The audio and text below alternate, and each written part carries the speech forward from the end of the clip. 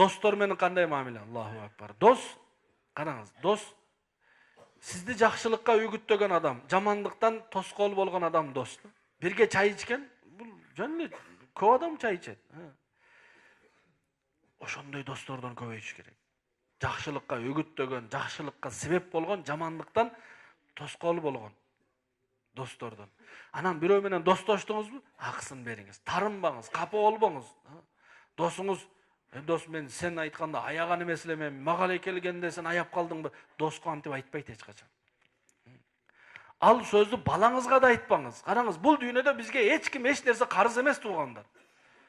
Биздин атабыз да карыз эмес, балабыз да карыз эмес, аялыбыз да карыз эмес, байкебиз да карыз эмес. Биз ушундай жашайбыз, как будто бизге баары карыз да. Жок. Эч кимден эчтеке күтпөңүз.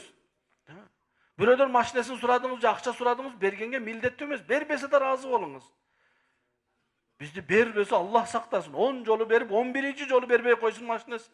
Өзүндө болгондо сурабайт элем сенин машинең бар экен, макул эми. Бизде да болуп калар бир күн. Бул не деген тарыныч бул? Сен башка жаныбарларды карасаңыз, мышыкты, койду, макул атты да, итти да кээде жылмаят, кээде күлбөйт, бирок жылмайып, ыраазычылыгын билдирет. Иттер куйругун шыйпалаңдатып, мышыктар бирок эшек өмүрү ушундай да. Шоколад берсеңиз да ушундай. Көргөнсүзбү күлүп жаткан эшекти? Разы болгон эшекти жаныңызга келип, өзүн мындай сыйпалап, кожоюн, жакшы адамсыз, мына күндө жем. Ат дагы жаныңыздан ары бери чуркап, эркелеп, атта бар бул сыфат. Итте эң көп. Мышыкта да бар. Эл көрсүн үчүн болсо да мышыкта дагы бар. Койдо дагы бар. Бирок үйрөтүп алган, артынан ээрчип жүргөн бир кодик барбы? Жок эч кимде андай. Ошого биз тарынбай эле туугандар. Эмнеге тарынабыз? Тарыныч менен бүгүн бирөө досунан тарынган, бирөө аялынан тарынган, бирөө байкесинен, бирөө тайкесинен, бирөө атасынан, бирөө апасынан өзүбүзгө тарыналы.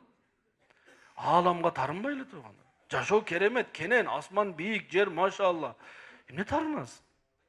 Тарынгандын куржунуна зыян деген ошол. Тарынган адам эл менен келип чай ичпейт. Тарынган адам сиздин машинеңизге отурбайт, пешком жүрөт же маршрутка менен барат. Тарынбаңыз, кенен жашап жүрө бериңиз да.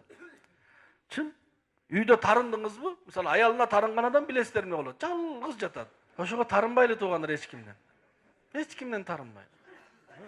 Досуңуздан да тарынбаңыз. Мен сенен мындай күткөн эмес. Не күтөсүз? Күтпөңүз сиз.